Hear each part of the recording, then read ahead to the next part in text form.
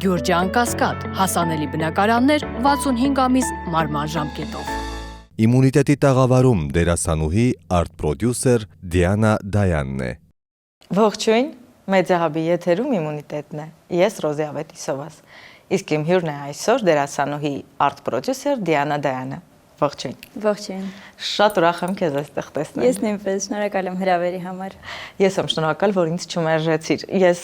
հենց նոր ասում եմ, որ ամենաբազմա պրոֆիլ, բազմաֆունկցիոնալ հյուրն ունեմ այսօր, որ երբևէ ունեցել եմ այս ընթացքում։ Սկսենք Հայ-սլավոնական համալսարանի միջազգային հարաբերություններ, դիվանագիտություն, հետո լուսանկարչություն, մոդելինգ, դերասանուհի, արտ-պրոդյուսեր։ Կամաց զարգացում ապրել։ Այս ամբողջ միքսից կխոսենք, հա, այսօր նաև, բայց դու նաև ուսանել ես դրսում։ Բացի այստեղ հայ-սլավոնականի միջազգային հարաբերություններից, նաև դրսում որ պրոֆիլով ես ուսանել։ Դրսում հենց ուսանել եմ դերասանի վարպետություն Լոնդոնի համալսարանում, բացի դրանից այս պահին նաև ուսանում եմ Հարվարդի համալսարանում եւ ուսումնասիրում եմ public speaking եւ leadership, որը որ կարծում եմ յուրաքանչյուր պրոդյուսերի համար շատ կարեւոր ասպեկտ է կյանքում կիրառելու։ Իսկ ինչու այստեղ չուզեցիր ուսանել դերասանի վարպետություն միանգամից դրսում։ Քանի որ միտք կա տեղափոխվելու Ամերիկայի Միացյալ Նահանգներ եւ էլ ավելի մեծ մասշտաբով փորձել ինդուստրիա մտնել, կինո ասպարեզ, որոշեցի, որ Լոնդոնի համալսարանը նախնական этаպում ավելի քան համապատասխան կլինի, քանի որ երկու երկիր կա, որը որ այս պայծրությամբ տալիս է լավագույն ուսումը, դա Ամերիկան է եւ Լոնդոնը, կոնկրետ այս ինդուստրիան, որտեղ որ ես ու դու ծավալում ենք մեր գործունեությունը։ Լոնդոնի համալսարան նախնական, քանի որ այդ պահին այդ հնարավորությունը կար scholarship, որ կարողացա արագ ձեռք բերել ու պահը բաց չթողնել, որպեսզի կարողանամ դրսի շուկային ավելի մոտենամ, հասկանամ ոնց է աշխատում սիստեման։ Մենք բայց խոսեցինք, որ դրանք on-line դասընթացներ էին։ On-line դասընթացները ունեն իրենց էֆեկտիվությունը, քանի որ ամեն դեպքում դերասանի գործը ինքը փորձի հետ է ավելի շատ կապված։ Հենց դա է հարցը, որ առաջինը սկսել Լոնդոնի համալսարանից տեսնել on-line հարթակում ինչպես կարող ես պրակտիկորեն իրան կիրառել։ Իմ բախտը բերել է շատ լավ դասախոսներ են ինձ դասավանդել, որից հետո կարծում եմ ավելի քան ճիշտ կլինի, երբ որ տեղափոխվել Ամերիկա, այնտեղ հենց բուն տեղում Լի Ստրասբուրգի համալսարանում արդեն տեղում շփում ունենալ դասախոսների հետ եւ դերասանի վարպետությունը լրիվ ուրիշ մակարդակի տանել։ Արդեն վարպետության դասեր։ Արդեն վարպետության դասեր։ Իհարկե։ Իսկ համեմատականներ տարել ես այս տեղի մեթոդ ու այնտեղի չես փորձել։ Չեմ փորձել այս տեղի մեթոդը իրականում։ Ես ուզում էի ընդունվել թատերական համալսարան, բայց ընտանիքս դեմ էր։ Իրականում իրանք որոշեցին։ Բայց ես on-line սովորում էի։ Բայց ես on-line սովորում էի, հա, իրանք չուզեցին, որ ես արվեստով դեռ շարունակեմ, երկե մեծ խթան չեն հանդիսացել, բայց սենց ասեմ, շատ անսովոր էր իմ ընտանիքին, քանի որ ընտանիքում շատ ստանդարտ մասնագիտության մարդիկ են, ու ուզում էին, որ վերջի վերջո ուսանեմ այնպիսի տեղ, որը որ ապագան էլ ավելի իրանց համար շոշափելի կարող է լինել, քան թե արվեստը։ Բայց ընդունվելով համալսարան հասկացա, որ մեկը վերադառնում եմ արվեստ ու անիմաստ եմ համարում շարունակել են գծով, որ իրականում չեմ զգում, որ իմն է։ Իսկ դիվանագիտությունը օգնում է։ Թեկուզ արվեստի մեջ։ Դիվանագիտությունը օգնում է ու շատ է օգնում։ Հայ-ռուսական համալսարանը ինձ ֆանտաստիկ կրթություն է տվել, զարգացնելու պրոդյուսերի սկիլեր, ճիշտ բանակցություններ, ճիշտ հոգեբանություն, որը որ ուսումնասիրելով նաև իմ մոտ ծագեց անել ցուցահանդես, մարդկանց էմոցիաները նկարել։ 2 տարի առաջ էր, չէ՞, ցուցահանդեսը։ 2 տարի առաջ էր, այո։ Այդ պահի էմոցիա էր, հենց հիմա ցուցահանդես անել, գիրք ունենալ, վերարտադրել մարդկանց էմոցիաները, թե կար այդ ընթացքում ցանկություն լրջությամբ լուսանկարչությունը շարունակելու։ Այսպես ասեմ, երբ որ միտքը իմ մոտ առաջացավ, ես չէի մտածում իր հետագայի զարգացման մասին, ես մտածում եմ ես ոնց ճիշտ փոխանցեմ այդ էմոցիան մարդկանց, այսինքն այդ էքսպերիմենտ էր ավելի քան 16 ոչ դերասան մարդկանց վրա էքսպերիմենտ թողնել, որպեսզի իրենք կարողանան ճիշտ էմոցիայի մեջ մտնեն ու ֆիքսել այդ ու ֆիքսել դա, քանի որ ես ունեմ նաև երաժշտական կրթություն եւ մեզ դասավանդում էին, որ երաժշտությունը, հենց կլասիկ երաժշտությունը ճիշտ հերցերով անդրադառնում է մարդու հոգեկան վիճակի վրա, եւ որ օրինակի համար կարելի է մի ժամ ուղակի նստել եւ ոչինչով չզբաղվել, այլ լսել ուղակի կլասիկ երաժշտություն, ու դա շատ ուղիղ անդրադառնում է տվյալ պահին քո հոգեկան վիճակի վրա։ Այդ մեթոդը փորձեցի օգտագործեմ հենց մարդկանց վրա ու նկարահանել իրենց։ Ու հենց չէի ուզում, որ լինեին դերասաններ, ուզում էի այդ բնական էմոցիան առանց խաղի ստանալ։ Կարծում եմ ստացվեց պրոյեկտը, որից հետո ասեցի ինչու ոչ, ուզում եմ կիսվել աշխարհի հետ։ Բայց նպատակ չկար դեռ այդ նկարահանման ժամանակ դարձնել դա ցուցահանդես, հետո դարձնել դա art book եւ այլն։ Որ կամած ինքը իր օրգանիկ զարգացումն է ապրել ու հետո էլ ավելի մեծացրել եմ, ասել եմ ինչու ոչ, ունեմ պրոդյուսերի սկիլեր, փորձեմ իրան ավելի մասշտաբով տալ, հանել դուրս, Լոս Անջելեսում անել ցուցահանդես, հետո պլանավորել network զարգացնել, Լոնդոնում անել, Նյու Յորքում անել։ Ոչ թե այստեղ ինչ որտեղ կա նաև իմիջային հատված, ես ներկանամ որպես գեղարվեստական ղեկավար պրոյեկտի եւ հեղինակ եւ միաժամանակ փորձել աշխարհի հետ կիսվել այդ մեթոդով, որը որ անգամ դերասանի վարպետության մեջ կարող է օգտագործվել։ Չգիտեմ այս պայծրությամբ կա դա թե չէ, որ մինչև նկարահանումները մարդիկ կոնկրետ երաժշտություն լսելով փորձում են մտնել հենց այդ հոգեկան վիճակի մեջ, որպեսզի հետո ավելի քան ճիշտ կարողանան նկարահանման process-ի ժամանակ վերարտադրեն այդ էմոցիան։ Դեռ չկա այդ փորձառությունը Հայաստանում։ Ես չեմ հանդիպել, ամեն դեպքում գուցե կա կամ գուցե որոշ մարդիկ իրարում են, ամեն դեպքում դեռ չկա, բայց լավ միջոց է ավելի մեր էմոցիոնալ դաշտը բերելու ճիշտ իրավիճակի։ Կարծում եմ ճիշտ երաժիշտները, պրոֆեսիոնալ երաժիշտները կարող են ավելի քան ճիշտ խորհուրդ տալ, թե որ երաժշտությունը կարող է մարդու վրա ոնց անդրադառնալ, ելնելով հերցերից, չգիտեմ, այդ տվյալ երաժշտության տրամադրվածությունից, ինչու են գրել այդ երաժշտությունը նախ առաջին, ինչի համար է դա գրվել եւ թե ոնց կարա դա անդրադառնա մարդու վրա։ Նաև դու մի շրջան մոդելինգով էիր զբաղվում։ Այդպես եմ սկսել։ Այդպես է սկսել եւ դա քեզ մոտ հրաշալի էր, քեզ հաջողում էր։ Ինչու չես ուզում շարունակել։ Դերասանուհուն դա ամեն դեպքում չի խանգարում այդ գիծը։ Չի խանգարում, համաձայն եմ, ուղղակի այս պայծրությամբ պրոդյուսինգի պրոյեկտները այնքան են շատացել, որ շատ ընտրողական եմ դարձել մոդելինգի գծով պրոյեկտներ վերցնելուն։ Այսինքն կամաց երբ որ սկսեցի մոդելինգով զբաղվել,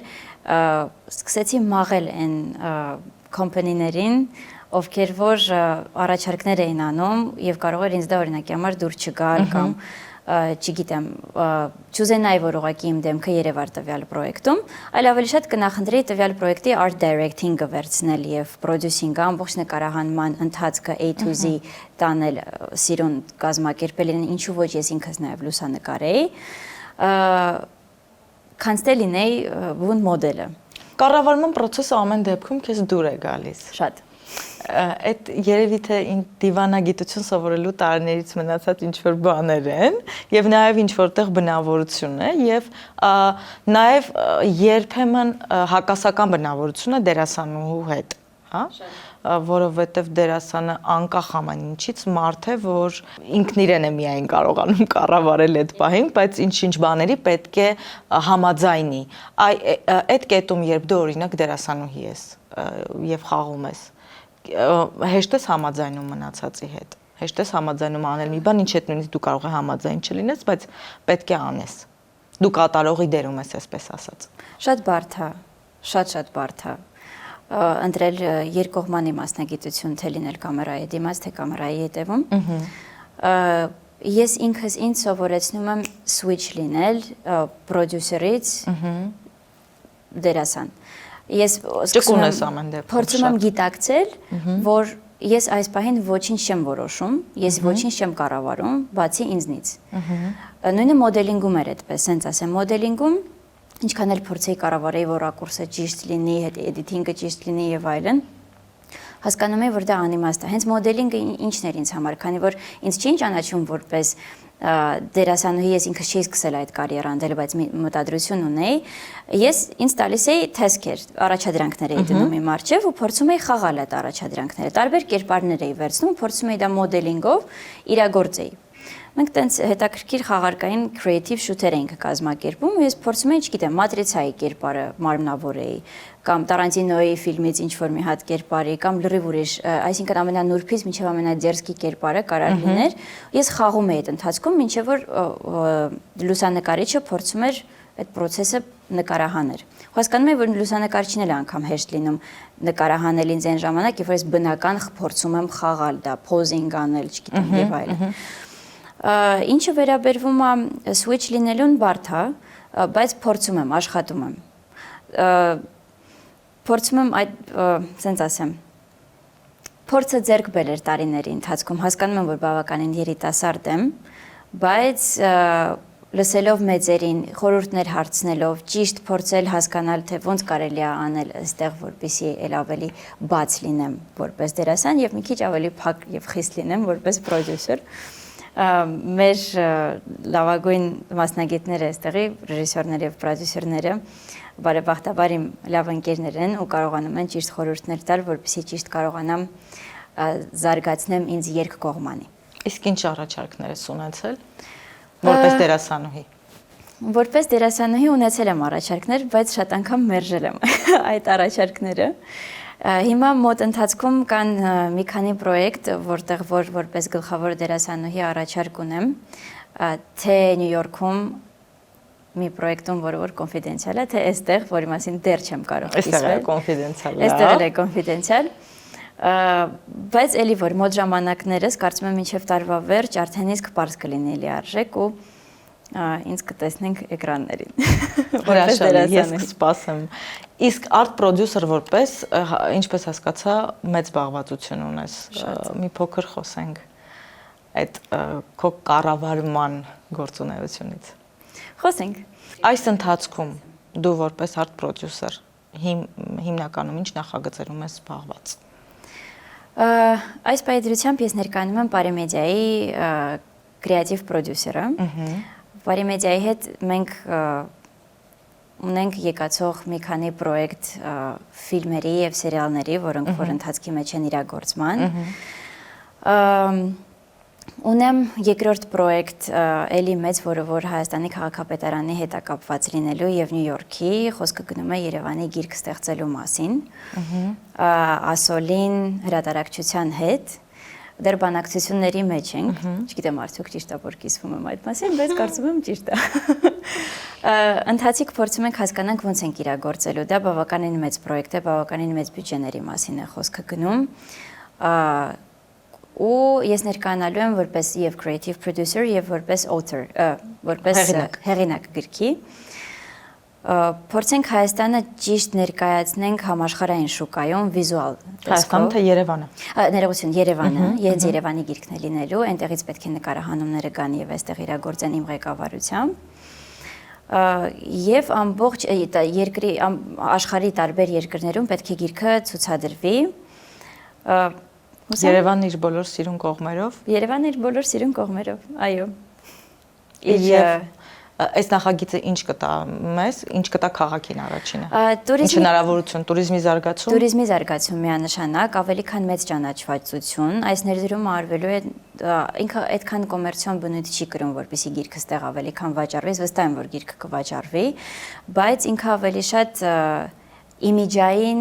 ճիշտ եւ մարքեթինգային ճիշտ ասենց ասեմ, ճիշտ ներդրում է, որպեսզի Երևանը ճանաչեն այն վայրերում, այն տեղերում, որի մասին անգամ չեն լսել։ Չգիտեմ, Եվրոպայում անգամ լիքը տեղեր կան, որ Երևանի, Հայաստանի մասին չեն լսել, իսկ նման գրքի մասին օրինակի համար լսել են։ Եվ ես շատ ուզում եմ, որպեսզի Երևանը եւ Հայաստանը առհասարակ, քանի որ Երևանը մեր մայրաքաղաքն է, ճիշտ կերպով ներկայանա։ Գիրքը ինքը իրանով շոշափելի գիրք է, ինքը digital չէ, ինքը լյուքս սեգմենտի գիրք է, որը որ դրվում է մարդկանց coffee table-ին, սեղաններին, եւ որպես գեղեցկություն, եւ որպես ինֆորմատիվ տեղեկություն իմանալու համար պարագա։ Ես գիտեմ նաեւ, որ դու մի քանի ֆիլմերի պրոդյուսեր ես արդեն իսկ, որոնք դեռ էկրաններին չեն, բայց շուտով նաև կլինեն։ Խոսենք մի փոքր նաև այդ ֆիլմերից եւ ինչու համաձայնեցիր դառնալ հենց այդ ֆիլմերի պրոդյուսերը։ Շատ հետաքրքիր հարց։ Ես առաջի իմ դեբյուտային ֆիլմերն են լինելու որպես ֆիլմի պրոդյուսեր,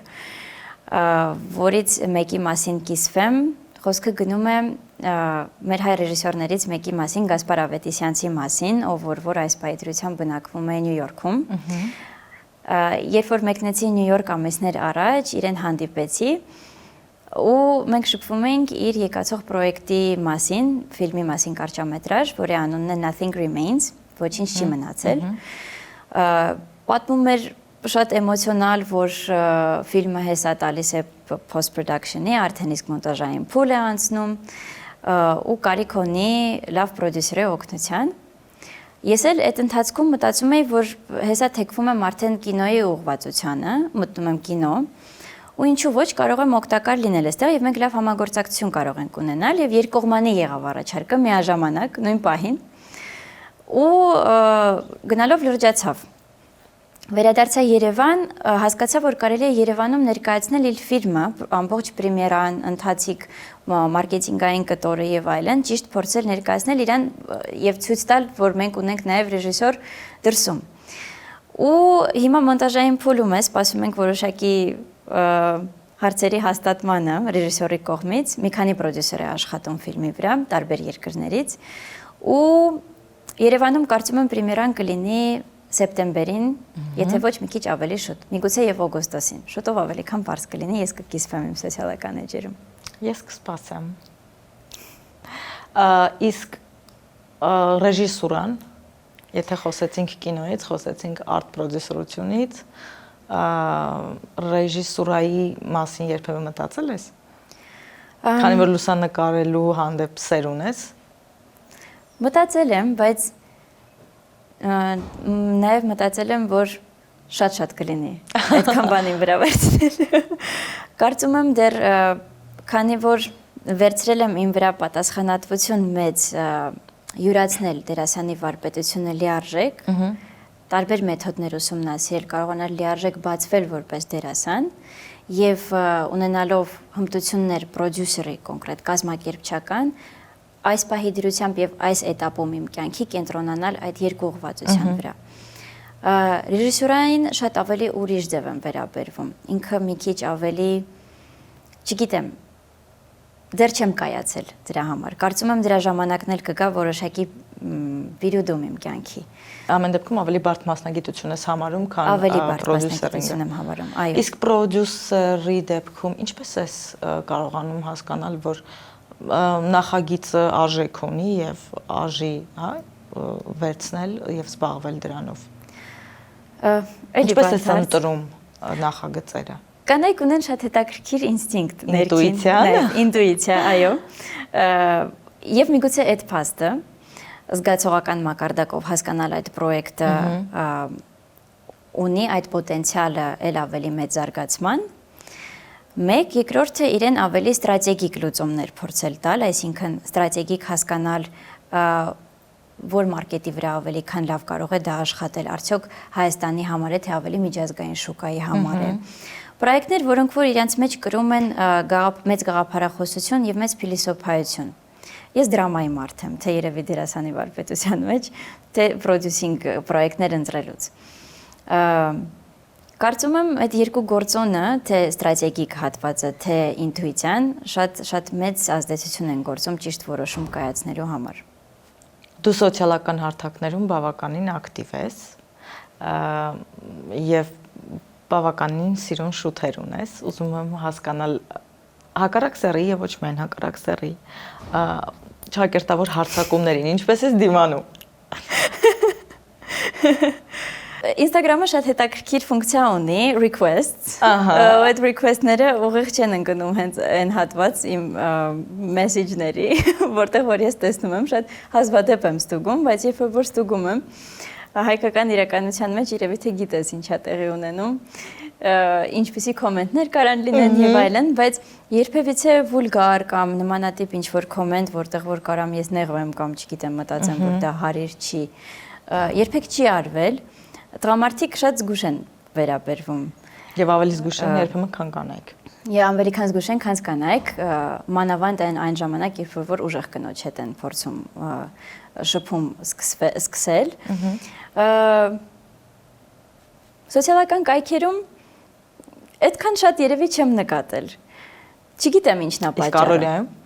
Առօրյայում ավելի քան շատ եմ նկատում։ Դրսում եմ շատ նկատում։ Անտարբեր չեն անցնում գեղեցկության կողքով, դա միանշանակ, բայց ինձ դուր է գալիս այդ ռեակցիաները տեսնել կողքից, թե այսօրվա տղամարդիկ հայկական իրականության մեջ եւ առհասարակ իրենց ոնց են դրսևորում այն կնոջ կողքը կամ ուղակի կնոջ կողքում, որ նոր են տեսնում, եւ ինչ ռեակցիաներ են տալիս, ուղակի գնահատելով այդ գեղեցկությունը։ Դու ամբողջությամբ բնական ես, ինչպես ես վերաբերվում միջամտություններին, տարբեր տեսակի։ Ես շատ տոլերանտ եմ վերաբերվում միջամտություններին, եթե ամեն ինչ արվում է չափի մեջ։ Այսինքն, եթե գեղեցկությունը ինքը իրենով շատ հարաբերական բան է, բայց կարծում եմ ամեն ինչ գնում է դեպի բնականին։ Այսպես ասեմ, Իսկապես։ Եթե ինչ որ մի բան կարիք ունի միջամտության, որը որ հստակ խանգարում է կնոջը ավելի քան ինքնավստահ լինելու, ես կարծում եմ դա տեղին կլինի։ Իսկ չես կարծում, որ ինքնավստահության խնդիրը երբ ինչ-որ բան քեզ խանգարում է, հակառակն է։ Կարող եմ համաձայնվել այդ մտքի հետ նույնպես, բայց շատ անգամ դժվար է հաշտվել։ Նաև ուղղակի կամ բաներ, որ սենց ասեմ, ֆիզիկապես կարող է մարդուն նեղում է, կամ, չգիտեմ, կարող կապ լինի մարդու ֆիզիկականի հետ, չգիտեմ, շրթունքների, քթի եւ այլն, բայց դժվար է։ Մենք անդադ մեզ համեմատում ենք ինչ-որ մարդկանց հետ, հա։ անկախ մեզանից ամեն դեպքում, չես կարծում, որ հենց այս համեմատություններն են, որ տանում են դրան։ Համաձայն եմ, այդ համեմատությունները տանում են դրան։ Եվ կա նաև սոցիալական հարթակներում ինչ-որ այսպես քարոզ ասենք, հա, նաև միջամտությունների եւ ամեն ինչի եւ իդեալականի ու գեղեցիկի նորմերը այդ հարթակներում հատկապես փոփոխված են եւ մարդ ընկնում է այդ ազդեցության տակ։ Ընկնում են, ճիշտ է, բայց համաձայն եմ այն մտքի հետ, որ մարդ պետք է հաշտ լինի նախ ինքը իր հետ, բալանսավորված լինի, դա ամենակարևոր բանն է։ Այդ բալանսը պահել հոգու եւ մարմնի միջև։ Բայց էլի որ եթե մարդ ֆիզիկապես իրեն կոմֆորտ չի զգում, կարծում եմ դրա այդ միջամտությունը արժի անել, եթե ինքը չի հարմարվում այդ մտքի հետ, վերջի ինքը չի գալիս այդ գիտակցությամբ, որ ինքը համահունչ պետք է լինի, այդ ժամանակ կհասկանամ այդ միջամտությունը, բայց եթե դա ուղղակի արվում է նրա համար, որպեսզի նմանվել ինչ-որ մեկին, փորձել կրկնօրինակել կամ տրենդային լինել եւ այլն, դա չի գնահատվի երբեք։ Ինչ որ մի մասայի կողմից կգնահատվի, բայց այն մասայի կողմից, ովքեր որ իրականում հասկանում են, որն է գեղեցկությունը եւ դրա արժեքը, կարծում եմ չի գնահատվի։ Որտեղ ես քեզ պատկերացնում 10 տարի հետո։ Ինչպես ես քեզ տեսնում։ Հարուստ եւ հայտնի։ Հրաշալի պատասխան։ Իսկ իմունիտետ ինչի հանդեպ չունես։ Իմունիտետ ինչի հանդեպ չունեմ։ Երբեք չի մտածել այդ հարցի մասին, ինչ հետաքրքիր է։ Ոչ բնականությանը, ստին, անտեղի ստին։ Մեկ-մեկ կարելի է, եթե տեղին է։ Մեկ-մեկ կարելի է։ Եվ կարծում եմ տգիտությանը և դրան, նա անտանելի բան է։ Շատ շնորհակալ եմ անկեղծ ու հաճելի զրույցի համար։ Կսպասեմ քո հրաշալի նորություններին առաջիկայում, թե որպես դերասանուհի, թե որպես պրոդյուսեր։ Շնորհակալ եմ։ Իսկ մենք կհանդիպենք